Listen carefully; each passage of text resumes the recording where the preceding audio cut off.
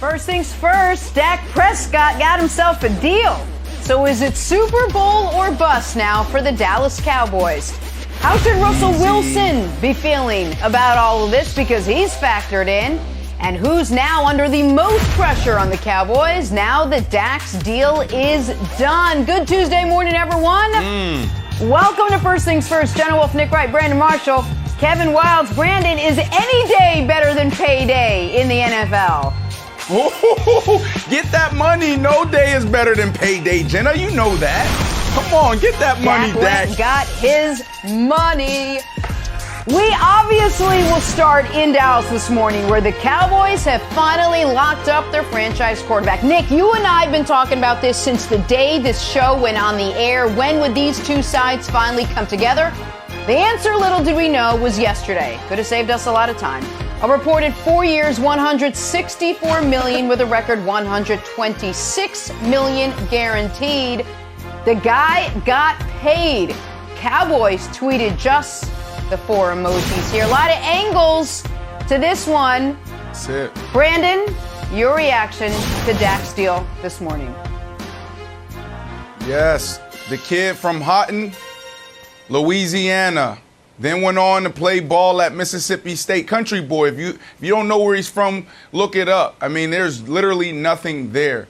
And this kid goes on to get drafted by the Dallas Cowboys in the 4th round. 2016, Tony Romo goes down. He now steps up and he throws 23 touchdowns, 4 interceptions, 104 passer rating, quarterback passer rating. Lights out. 2017, that was that sophomore slump. He comes out, throws 13 interceptions off of 22 touchdowns. 2018, Nick Wright words, just a okay year. Then 2019, he lights it up.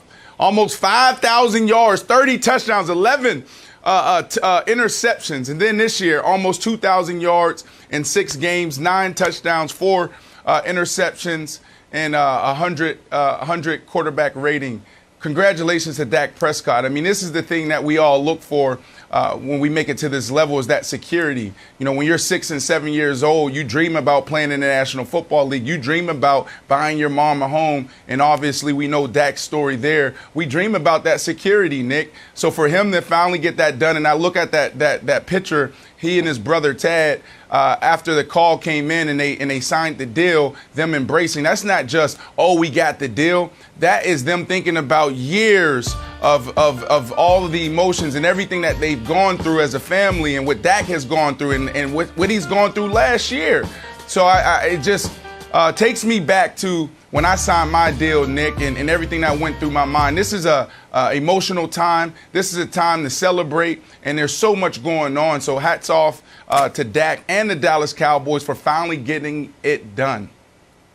Well, I'm happy for Dak. I'm happy for his family. Brandon alluded to it. He's dealt with some family tragedies in his life, and for him and his brother to be able to share this moment is special, I'm sure. My reaction was, for the first time in 20 years, we have a precedent-breaking American sports contract. This is the best contract any player in any American sport has gotten in relation to his peers since A-Rod signed with the Rangers. Kevin Garnett broke the NBA model in 1997 with 6 for 126. A-Rod remade the Major League Baseball model with 10 for 252 in the year 2000. And Dak Prescott just remade the NFL model. You might say, Nick, didn't Mahomes get 10 for 450? He did. This contract is better, and I can prove it to you. It's better for Dak, that is, by a country mile. Show all the records Dak Prescott's new contract broke, because the 4 for 160 only tells part of the story. $66 million direct deposited into his account the moment he signs. That's an NFL record. $75 million in year 1, cash compensation. That's an NFL record. I know it says $126 million guaranteed. That's for injury. $95 million fully guaranteed, no ifs, ands, or buts. That's an NFL record, and it really does become $126 million guaranteed, because the only way he doesn't get the 126 is if they cut him after 1 year, which would mean they would have paid him $95 million for 1 year of football. And that final line, Wilds, forget the no trade, no tag. His agent, Todd France, did a brilliant final maneuvering. They are going to tag Dak Prescott today and then sign him to this deal. That means he will have been franchise tagged twice. So not only will the Cowboys not be allowed to franchise tag him, he will never be able to be franchise tagged again. It's in his contract, they can't do it, and no team has ever franchise tagged a guy a third time because the salary that goes along with it is exorbitant. So Dak Prescott essentially gets $125 million fully guaranteed, plus true and clear free agency if he wants it 4 years from now, Wilds. It's the best deal for a player anyone has ever signed in NFL history. That's what it was. You know what else, wow, Nick? It's a great deal for the Cowboys because the entire NFC is filled with question marks around the team's quarterback. There's only a handful of teams that can sit back and say, you know what? For the next couple years, we feel confident that we have the quarterback of our future. The Packers feel that way? Barely. If Aaron Rodgers not saying like, I don't know what's going on. But we'll let the Packers say they feel that way. The Bucs feel that way, but they also have a quarterback who might play when he's darn near 50 years old. The Rams all of a sudden are like, okay, we feel like that from now on. And Kyler, and that's it. Now you can add Dak to that list. But every other team in the NFC has a big question mark when they look down the road. Who's our quarterback? And one of the reasons I think this got done, Nick, is because we saw 3 franchise quarterbacks in our, collective lifetimes. That we saw Troy. We had great memories of Troy. Then the Cowboys went into the wilderness, and there was a lot of quarterbacks, and no one was really that franchise guy until Romo. And then the opposite thing happened. Romo just passed the torch to Dak, and Dak started every game until he got hurt. He's going to come back 100% and keep the franchise moving forward. The question, Nick, is what is success for this contract? Do you feel like getting to a Super Bowl would be success? Does he have to raise a Lombardi trophy? For me, one of our big contracts a few years ago, like Matt Ryan, you got to the Super Bowl. I consider that a success. Are you a Super Bowl or bust guy? Well, listen, for Dak, success is signing it. For the Cowboys, I would argue coming a game shy of the Super Bowl would be success because they haven't done that in a quarter century. You look around the NFC, and I'm going to do this off the top of my head, but I think it's right. In the last 20 years, every team in the NFC has played in a Super Bowl except for Washington and Detroit.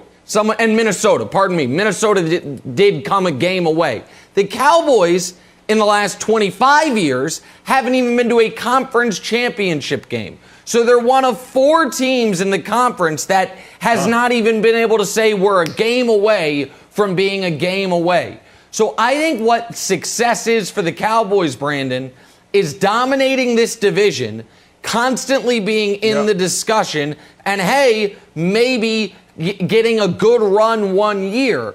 But what this guarantees is they do not enter the quarterback wilderness that Wilds was talking about, which they were in between Aikman and Romo for the better part of 15 years. Yeah, and this deal sets up this organization to really embrace success for years to come. And resident GM, I'm convinced now, after seeing you masterfully break down this contract, I'm like, God dang, Nick Wright, he really knows his stuff. I mean, you're giving us details that nobody else is talking about. Well, his agent, Todd France, the way he did this, he put this team in a position. Oh, it's the researcher. Oh my God. No, but here's another thing, not the Nick, researcher. that when it comes to this contract. First of all, hold on real quick, before you get to the other thing. No, listen, Wilds, I don't ever say to you, that's Wilds' joke writer. Don't try to take my corner. The researcher lives up here, buddy. Okay, no, sure, but it's brilliant. Go ahead, Brandon. It's brilliant. Go ahead. Yeah, it's brilliant how you broke it down, but the other thing that we should be talking about as well is, you know, if they didn't get this deal done, he would have counted for $37 million on the cap. That's right. And I think what is the cap at 180 this year? So now he accounts for $22 million, and it gives them an opportunity to go fix that terrible defense. So when you talk about how this is the best deal we've ever seen in sports, when you really get into the nitty-gritty of it, we also need to know that he put himself in position and put this team in position to go get other guys so they can be successful for years to come. Great job. All right. $126 million for Dak Prescott, who doesn't turn 28 until July. How about that? Stay right here. Is it Super Bowl or bust now for the Cowboys now that they've got Dak all signed up? We spin it forward next. First things first. Back to our top story now. Dak and the Cowboys reportedly coming to terms on a 4-year deal worth up to $160 million. Just in time, too. Cowboys were coming up on today's franchise tag deadline, but they got it done, and now they can focus on the only thing left on Jerry Jones' vision board. He's got a vision board. It just says Super Bowl. Dak's brother, Tad, agrees, tweeted this: "Let's go, Dak. Time to win the Super Bowl." Brandon, we touched on this earlier. Let's dive a little deeper. Are the Cowboys now legit contenders next season once Dak is back, healthy, and all locked up?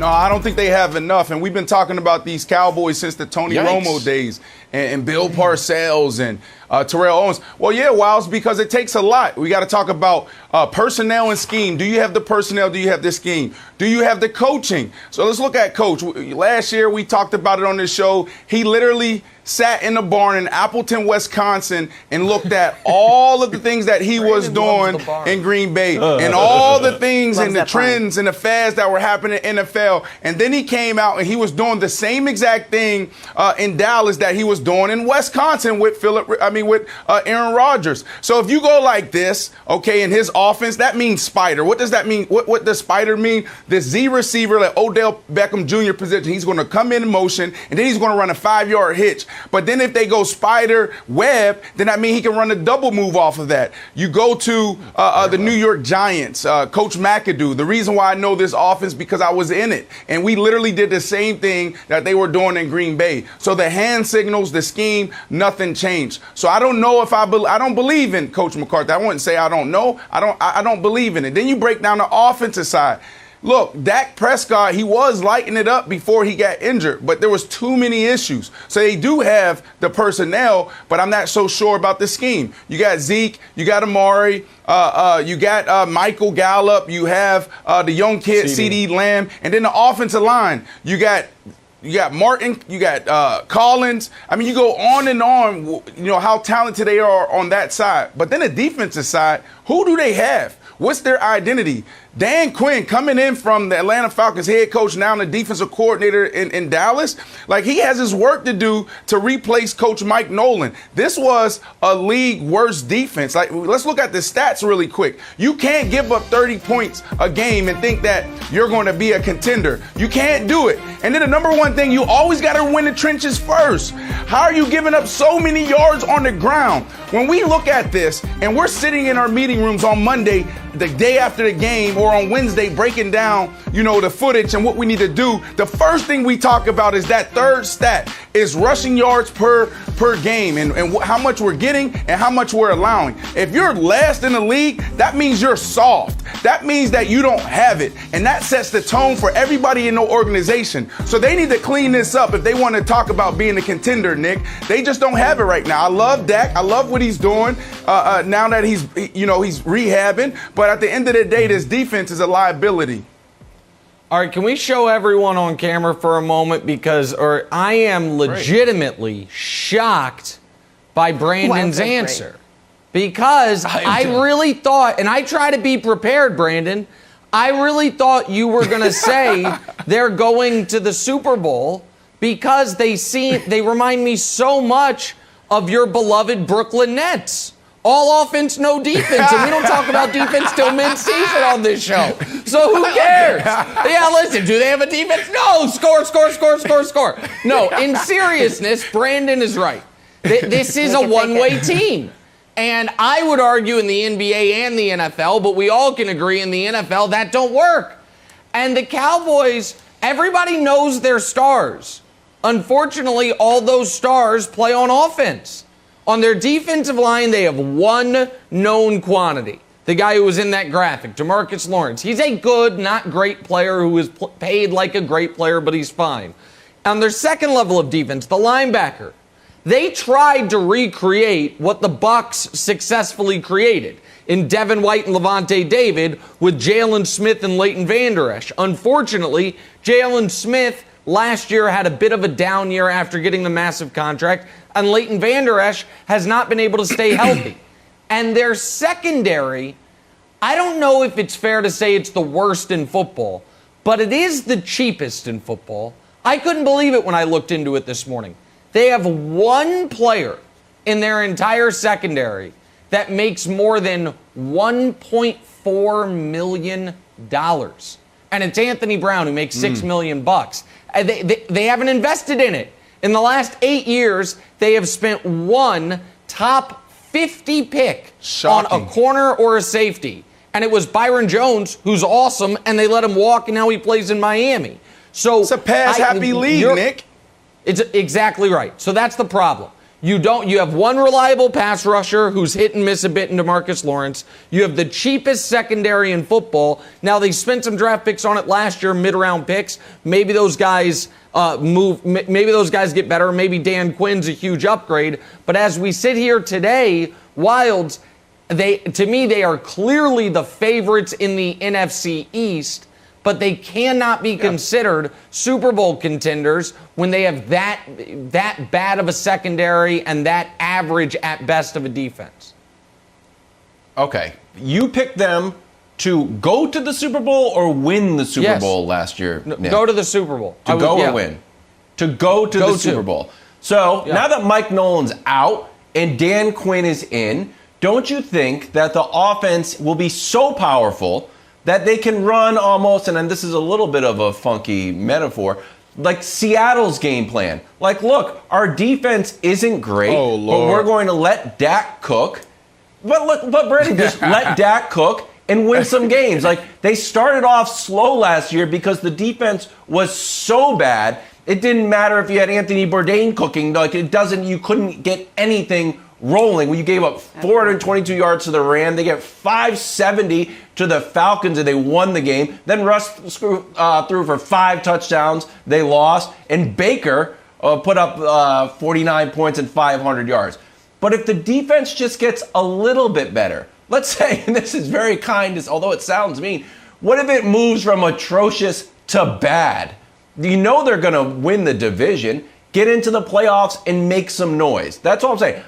Just Dan Quinn needs to go like, let's have a bad defense, guys. That will be great. Brandon, do you buy that theory? I don't buy it. And every year is different. But think about this. That offense, they were putting up 497 yards a game. But they were still losing. Why? Because of those stats that we threw up on the defensive side. So the defense was giving up more on the other side of the ball to the opposing team. But then you look at what the offense was doing. What were they doing wrong? Zeke was putting the ball on the ground like once or twice a game. Yep. And you had your quarterback in 6 games. Dak, he was lighting it up, but he threw 4 picks in 6 games. And you had wide receivers putting the ball on the turf. So if you're going to play that way, then you have to be a smart team. You have to understand situational football, and you cannot hurt yourself. You can't have pre-snap penalties. You can't jump off sides. You can't have turnovers. You absolutely can't do it. You got to play a perfect game, and they're not built that way. Maybe they learned a lot this year, and they'll correct those mistakes because they are correctable. But they have to play a damn near perfect game with that type of defense. And so a couple things, though, on the defensive side. One is they have not invested the draft capital as far as premier picks on the positions of weakness to where you can say, well, they weren't good last year, but they have these blue chip players that we expect to take a big leap. At least I can't do that. Now, maybe and I can't remember his name. Their second-round pick, the kid from Alabama, who's a corner. Maybe he takes a big leap. Diggs, I forget his last name. I apologize. Oh, Trayvon Diggs. Trayvon Diggs. Thank you, Brandon. I dunked on him yesterday. Nick. I'm gonna send you the video. I saw a video. I did, literally. True story. True story. Brandon, by the way, America, if you ever want to go to House of Athlete, they have a great 8-foot rim that makes all these guys look like great dunkers. If that's a 10-foot rim, I'll give you $50,000. But that's neither here nor there. It's 10. Okay. Maybe Diggs takes a leap, but the other positions they haven't spent the draft capital on. The other thing is this, and I know everyone says I'm too hard on coaches. I don't know if Dan Quinn is good. And people are like, oh, he was in Seattle. He was, but so was Pete Carroll, Richard Sherman, Earl Thomas, Bobby Wagner, Cam Chancellor, and all this great defense. He was in Atlanta for 6 years. Once they had a defense rank in the top 10. 4 times they had a defense rank in the bottom 10.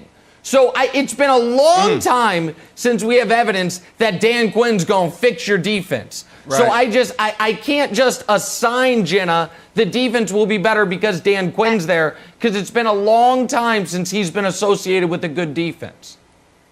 We're talking Super Bowl. It's been a long time since the Cowboys have gotten there. You mentioned 1996, both the year Nick was born and the last time the Cowboys were playing on Super Bowl Sunday. So there's a lot to make up for here. Yeah, that's it. Dallas, one of the 4 teams on Russell Wilson's trade list. How should he be feeling after Dak's big deal? We'll find out next. He might have taken a name off that trade request list.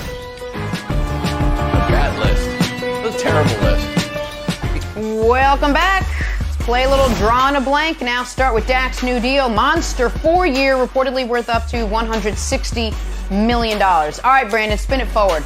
The Cowboy facing the most pressure next season, other than Dak, is blank.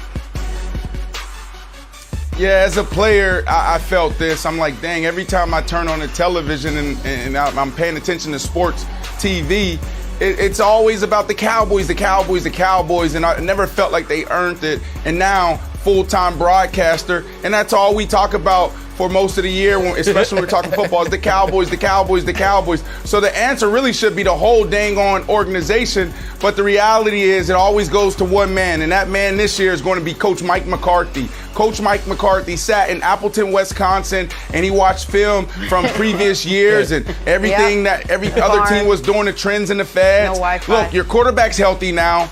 The owner, Jerry Jones, is 78. He wants to win now. So if you don't get it done after starting the year like last year, the way you did, it could be a wrap for you halfway through the year. So Coach McCarthy is the answer. Ooh. I think McCarthy's a great answer. I'm going to stay on the coaching staff and go to Dan Quinn, who I talked about a moment ago. Legion of Boom era in Seattle's a long time ago. Between now and then, Dan Quinn was the head coach of the Atlanta Falcons, and they were bad, outright bad defensively 5 of his 6 years there. The year they went to the Super Bowl, they had a top 2 offense, top 10 scoring offense in the history of the NFL, and they had a bottom 5 defense, which ended up costing them the Super Bowl. Dan Quinn is there to replace the much maligned Mike Nolan. We'll see if he's any better. But at least McCarthy's got a lot of talent to work with on the offensive side. I don't know if Dan Quinn has that on the defensive side, so to me, he's the one under the most pressure. Yeah, so I'm going Zeke here. You know, I like a good off-season Instagram workout video, so I'm high on Zeke this year. But look, Dak went down and people are like, all right, Zeke's time to step up. Nah, not so much. Career low. 4 yards a carry. He only had 200-yard games. So I want a big bounce back year from Zeke this year, Jenna. That's a great answer. All right. We can cross the Cowboys off Russell Wilson's list of preferred destinations. They got Dak signed up for the next 4 years. Brandon, Dak's deal should have Russ feeling blank. Anxious. I sat in this seat before. You know, as a player, after the year is over, business is to be had, and it's time to sit at the table and figure out what's next. And for Russell Wilson, he wants to win, and he wants to win in high fashion. So now when you see other players' name come off the board or situations that you thought you could potentially be a great fit in be taken, then you start getting anxious. So Russell Wilson, you know, he needs to be looking at the real possibilities, because the Dallas Cowboys, if we're really being honest, it was never a real possibility. Like, why would you get rid of Dak Prescott when you look at what he did in 2019, right. 2020? 2019, almost 5,000 yards, 30 touchdowns, 11 interceptions. Come on, man. And then this year, averaging 497 yards before he went down in week 5. Logan Ryan horse-collared him down and broke his ankle, compound fracture. So the answer really is anxious. Yeah, it's anxious. The Bears are a real possibility, Nick.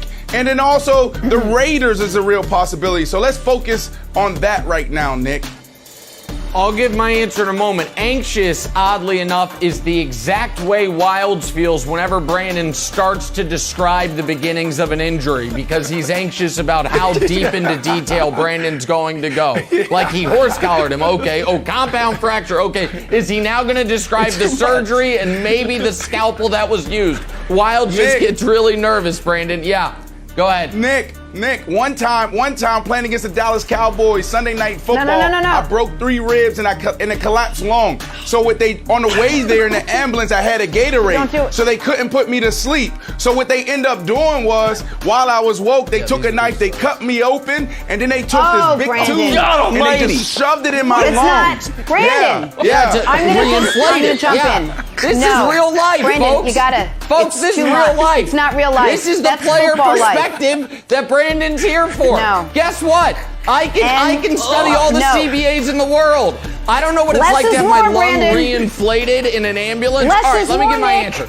Dak signing a deal with the Cowboys should have Russ feeling Raiders or bust. Because here's the deal. Russ gave 4 teams. The Saints were on that list. They were never on that list because of the cap situation. Scratch them off. The Cowboys were on that list if they wanted to trade Dak. Now they're off the list. The Bears are on that list. I cannot find a Bears trade that makes sense for Seattle. So they're not crossed off in marker, but they're kind of crossed off in pencil. That leaves only the Raiders. And whether or not John Gruden wants to trade Derek Carr and a couple first-round picks is yet to be seen. But Russ has to be feeling like it's either Vegas or stay in Seattle at this point. I totally agree with you 100%. The wish list was just terrible. I think I'm mad at ourselves. Right. I'm mad at us for giving this any credence whatsoever. This is when my family and we order a bunch of pizzas and we're like, and a bunch of side salads. And the salads come and we throw them right in the garbage. We didn't want the salads. We just felt guilty about ordering that much pizza. The Raiders did. The Saints was never going to happen. He knows that the Bears can't trade. And the Cowboys were about to sign Dak. It's just Raiders. We know it. He's not putting it like, and the Patriots. All right, well, you're going to get a call from Bill Belichick, and then people are going to freak out. You don't want to go where it's just the Raiders. It's a fake wish list. It's my salad pizza. They are salad pizza. True story. I literally, Sunday nights, I eat 3 salads. That's what I do when the rest of the family eats the pizza. So I'll be at your house for scraps, Wilds. On to Philly now. Report came out yesterday. Wilds. Eagles owner Jeffrey Lurie is backing Jalen Hurts, wants Hurts to be successful, would prefer not to see a quarterback competition. Went so far as to tell coaches to surround him with as much talent as possible. Hopefully that leads to success. So, Brandon, Jeffrey Lurie backing Jalen Hurts is blank. I'll believe it when I see it. You mean to tell me if Mac Jones or Justin Fields or Trey Lance is sitting there, you're not going to look at them, you're not going to take them? You know what the Jaguars is going to do at number 1. We think we know what the Jets are going to do at number 2. We don't know if they're going to take this kid, Justin Fields, or if they take Zach Wilson. A lot of talk around him. But then you have the Falcons. What are the Falcons going to do? A lot of people believe that the Falcons will take a quarterback, but you still have guys left on the board. And you're sitting there picking at number 6, and you're not going to take a quarterback? Come on, man. I'll believe it when I see it, Nick. Well, we'll see what the Eagles do. But no matter what they do, this right here is bad business. The owner meddling in football affairs and then leaking it is always bad business.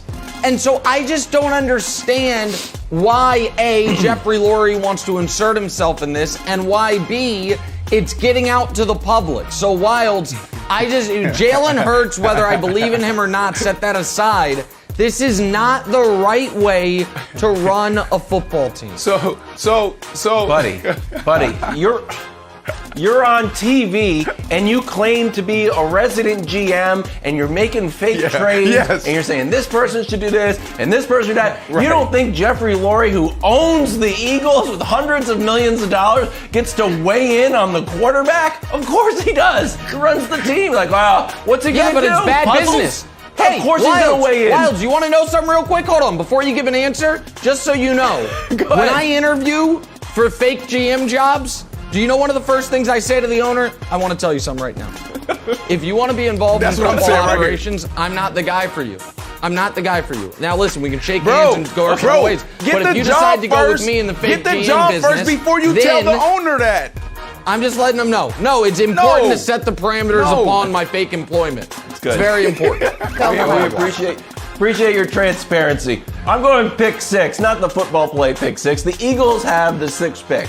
And here's the thing. If you're serious about this, Friday, March 12th, North Dakota State is having their pro day with Trey Lance. Don't go.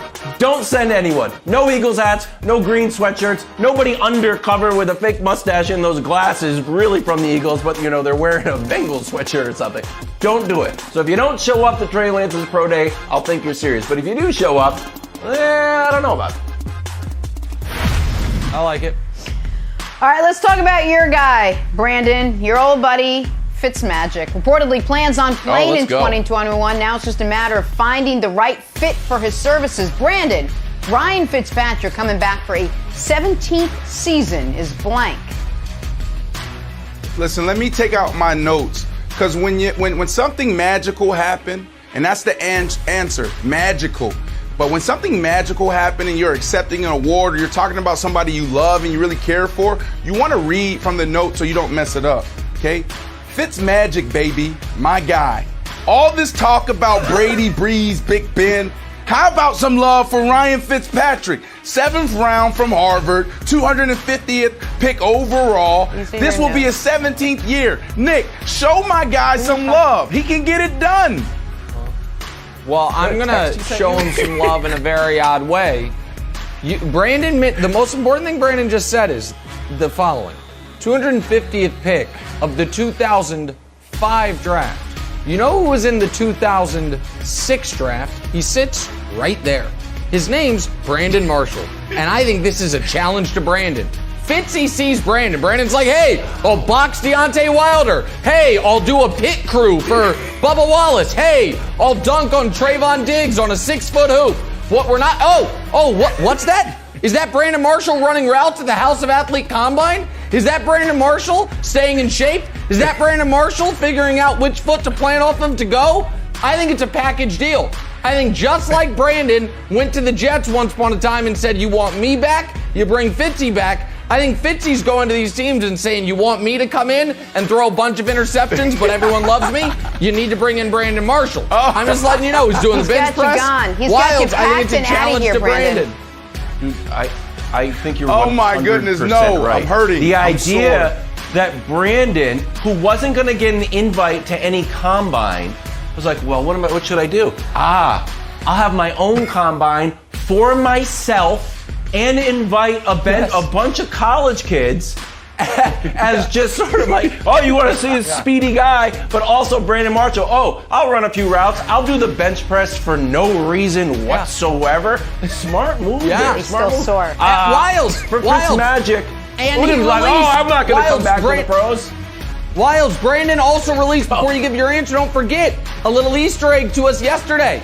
He was like, I always wanted 1,000 catches. I'm at 970. Yes. 30 catches short, Wilds. Oh, where could he get 30 catches? Oh, I don't know, wherever Fitzy is. I'm sorry to interrupt you, Wilds. 37 in like 10 days. Oh. I'm about to turn 37 in 10 Aren't days. we all, Brandon? It's over. Aren't we all going to turn 37 in 10 days? I'm going stress-inducing, It's never over, but these... If you got Fitzmagic on the bench, you're stressed out. I like my it. answer. We can watch Brandon video. It's okay. It's good. It's good. let's get back to the big news of the day. How did Dak and Dallas finally get that deal done? We've been talking about it for a very long time. We'll have that for you next. First things first. Larry Fitzgerald, 37 years old.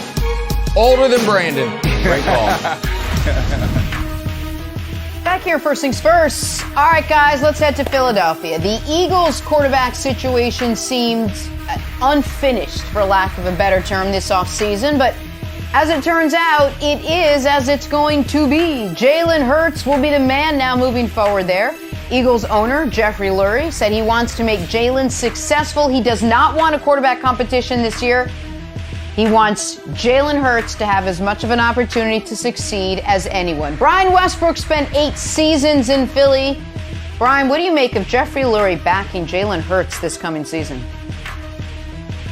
Well, if your owner is going to step up and make comments in the offseason, I think these are the right comments to make. I mean, it's going to establish 2 things. One, you're going to establish that you have confidence in Jalen Hurts as your quarterback, and it's going to lead your organization in the direction that you're not going to be drafting a quarterback in the first round, at least in this year's upcoming draft. The other part is going to tell the organization, your fans, everyone, your supporters, that you learned your lesson from what happened last year. Last year to 2020, you draft Jalen Hurts in the second round, and then there was that just led to so many different things. Your quarterback, Carson Wentz, your franchise guy, not being happy. Then he had a terrible season. Because of that terrible season, your head coach gets fired, and now you're kind of stuck with your second-round pick. So if you're Jeffrey Lurie, this is the right decision. If you're going to come out and say something, this was the right thing to say. And I'll tell you what, as an organization, now you can all get behind Jalen Hurts. There doesn't have to be any second guessing. There doesn't have to be, well, is this the guy or that guy? Is that the guy like they've had in the past? Now you're saying all of our chips are in the Jalen Hurts basket, and we're going to move forward with him as our guy. And now you just got to fill up that roster around him. I think it's a good comment if you're going to make comments as a team owner. I rarely vehemently disagree with Brian, except for when it comes to the NFL power rankings, where he was wrong all year. But on this one, I must disagree with Brian. First of all, if you want to be all in on Jalen Hurts, keep that to yourself until after the draft, because it is in your best interest for a team like the Panthers, who are drafting 8th, that's smart, to think you might want a quarterback even if you don't. So maybe they feel like they have to move up in front of you to draft a quarterback so you can then get a better non-quarterback available if that's what you want. Smart. Like, it is never in your interest to have other teams know your draft plans when you're drafting 6th overall and you might want a wheeler dealer, you might want someone else to move in front of you for a player they think you want.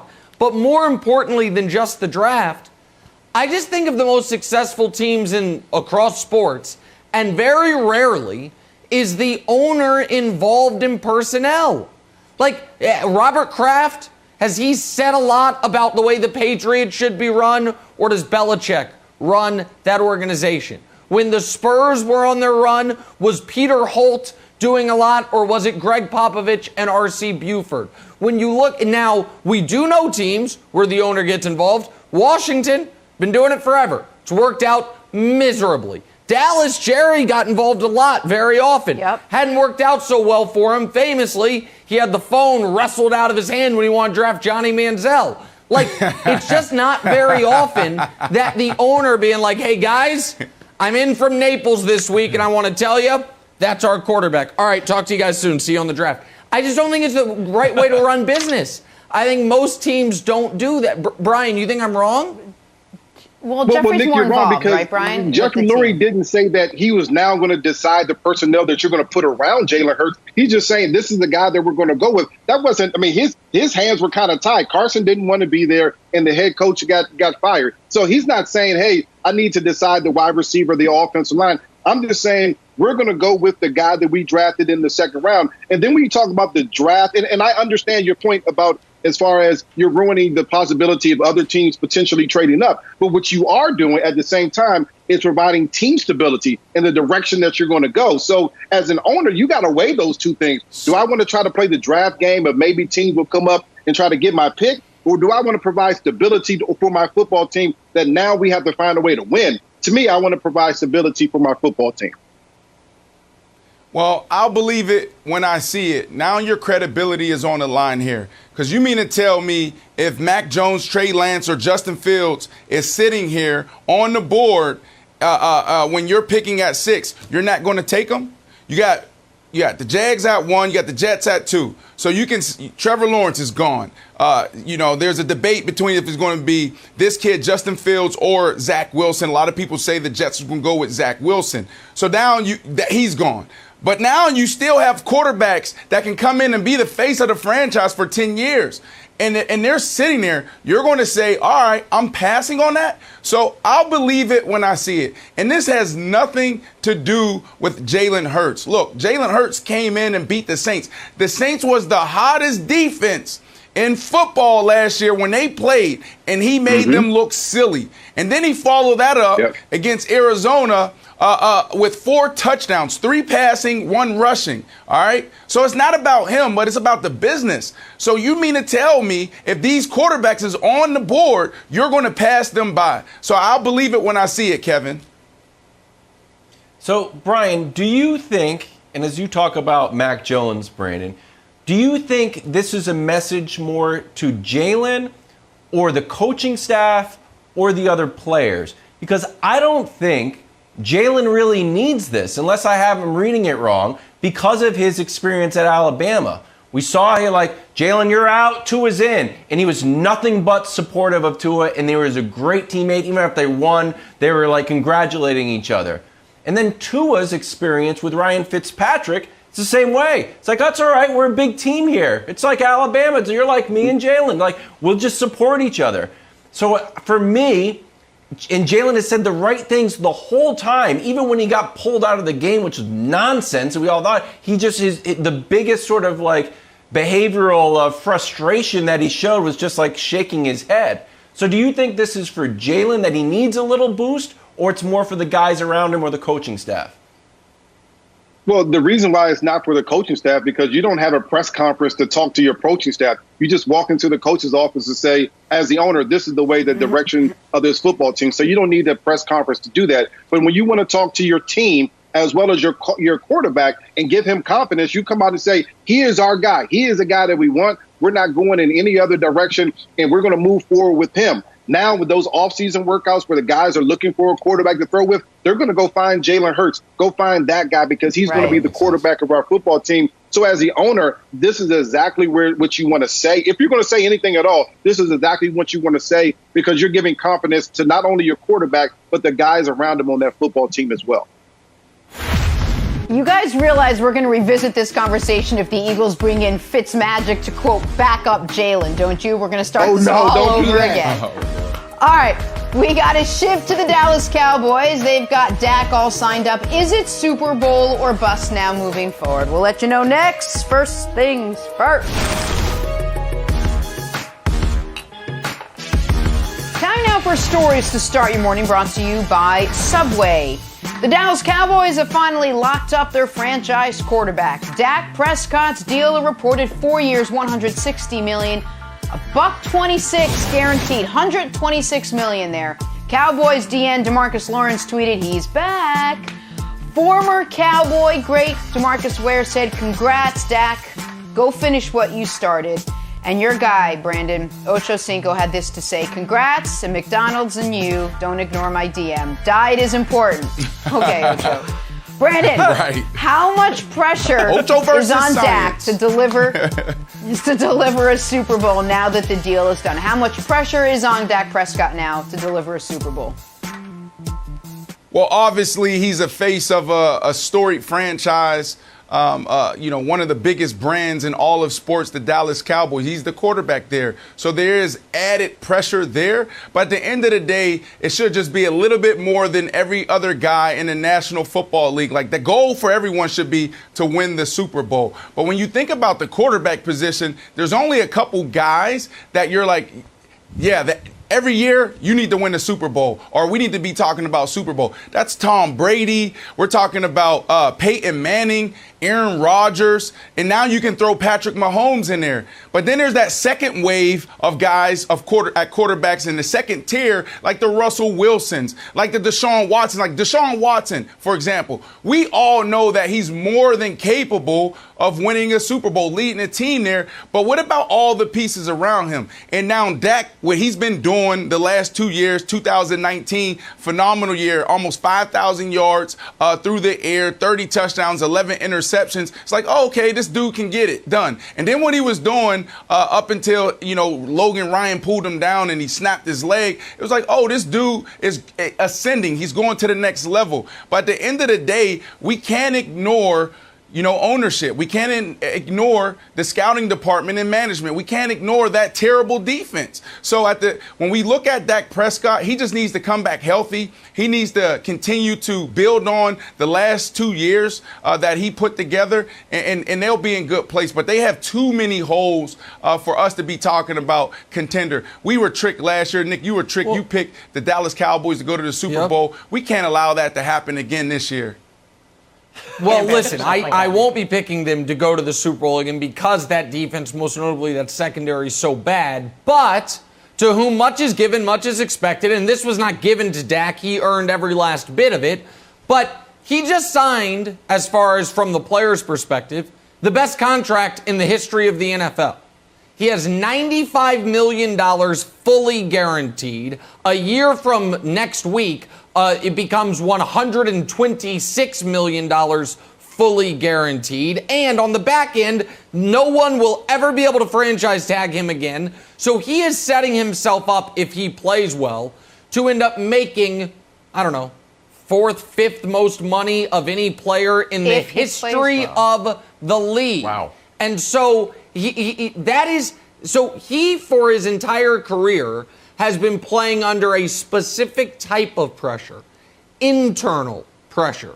I'm a fourth-round pick. I got to make the team. Oh, my God, Tony Romo's hurt. They're handing me the keys to the car. I got to not screw it up. Oh, they don't want to give me the contract extension I think I deserve. I'm going to have to prove myself. Oh, they're not going to give it to me again. I'm going to have to play out the franchise tag. I'm going to have to prove myself. Oh, I just suffered a traumatic injury. I'm going to have to come back from that. All of that's internal pressure. Wilds now, the honeymoon period for this will last about 96 hours. Then it's external pressure. Then any time the Cowboys lose, I do not care if it's because the defense gave up 35 points. You know what folks are going to say? Well, when you pay your quarterback $40 million a year, you're not going to be able to have as many pieces on defense. You're not going to be able to. We are paying you to be the problem solver. We are paying you to be the solution. I'm not saying that's necessarily fair, but that's with this contract, which is an amazing contract, and I'm happy for Dak, does come a different type of expectation and a different type of pressure. Now, if they go 11-5 and make the conference championship game and lose, I think people will consider that a very successful season. But it is not quite Super Bowl or bust now for Dak, but it's the closest to it that he's experienced in his career, and that will be what he experiences for the life of this contract. I think you're right, Nick, because now that they have signed Dak, they have a chance to win every game that they're in. And for the history of the Cowboys franchise, there's been periods where it's like, hey, we can win the games, and then other times you look at the quarterback position like, I don't know. You had 12 years of Troy, won some Super Bowls, you're like, you know what? We can always contend we have a franchise quarterback. Then you were out in the wilderness. You had Quincy Carter, you had Ryan Leaf, you had Vinny Testaverde. Let's bring some Drews in. Drew Bledsoe, all right, you'll be good, and Drew Henson. Yep. And then you had Tony Romo. And then do we want to go back into the wilderness? Nope. Boom. Sign Dak. We have another franchise quarterback. And that puts them in rare air in the league, Nick. Because when we look through the NFC, there's some teams that are having stormy weather in the quarterbacks. There's some teams that are having a little bit of turbulence, and there's some teams that are clear skies. When you look at who's in the storm, we've got Washington, stormy. Saints, who knows? Maybe Drew Brees coming back. The Bears, we want Russell Wilson, but we don't really know what we're up to. Russ wants out. Jimmy G should go to the Patriots, but he probably won't. And then the Lions got brand new Jared Goff. Maybe he'll be great. Maybe he won't. Maybe you have to eat a kneecap just to get it stay on the field. Then we look who's in the turbulence. It's a little bit rough. Not storm, lightning's not striking the airplane. We've got Danny Dimes. We've got Jalen. I hope he does well. Kirk Cousins are a little up and down. Teddy Bridgewater just mentioned in trade talks. And Matt Ryan, Arthur Blank's like, yeah, I think Matt Ryan's going to be on the squad. I don't know. He's a little bit old. And then we've got smooth sailing, Nick. Nice and easy up here. Hey, it's stable. We just got Dak 4 more years. Aaron Rodgers, I know we want an extension. You don't tell the media that. We'll deal with that. Stafford, come on in. You meet Aaron Donald. And we got Tom Brady, you played till you're 50 years old. Bruce Arians doesn't mind. And Kyler Murray, not only you got some great wide receivers, you're bringing J.J. Watt around. Sit in some ice, sit back, say, I love Kyler. Go ahead. Let's go to you, Brandon. I think on that top row, it's Dallas and Arizona that have the worst defenses, and maybe Dallas by itself. So, only you're competing with those teams to make the Super Bowl, right? Right. I mean, and then you mentioned Troy Aikman. Troy Aikman, he had what? Look at the offensive line. He had Emmitt Smith, and he had a phenomenal defense. He had Michael Irvin. So now you're asking Dak Prescott to go, we got to win a Super Bowl? Like, come on. What about that defense? They were terrible last year.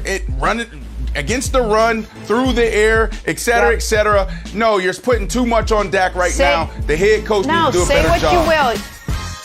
He got the contract. He's expected to. Little drawing a blank to close out our show, Brandy. We got to talk about this dunk you threw down on Cowboys corner Trayvon Diggs at your House of Athlete facility. Wilds. Woo! Brandon dunking on Trayvon Diggs is blank. Brandon, keep dancing up we know what this is. Got it. We know there's a little crank on the back of that, or maybe you need a little device. Push that thing up. What are we at here? Let's be honest. We're the Heels of Slam Dunk Contest. That's a solid 10. It's not 10 feet. That's a solid 10 feet. It's not 10 feet. I'm telling you that much right now. It's not 10 feet. I get made fun of on this show. I get made fun of on this show for dunking on a 10-foot rim and breaking my arm. We'll Brandon's see you on tomorrow. 9-foot rim. Outrageous.